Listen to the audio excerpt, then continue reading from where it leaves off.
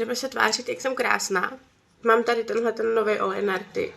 Jako podle mě je úplně geniální. Nemusíte se bát. On je teda jako vypadá, že je hrozně tmavý, ale na těch rtech. Dívejte, jo.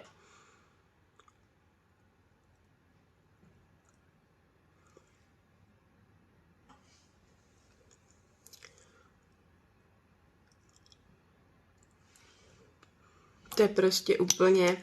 On se ještě trošičku dobarví, že ta barva vypadá tak nějak jako za mě. On tak krásně drží a tak krásně hydratuje. Navíc teda má takovou příjemnou, úplně měučkou vůni. A já třeba si dám lesk Narty a i ten náš peptidový. On mi krásně zhydratuje ty všechno, ale za chvilku ho tam necítím.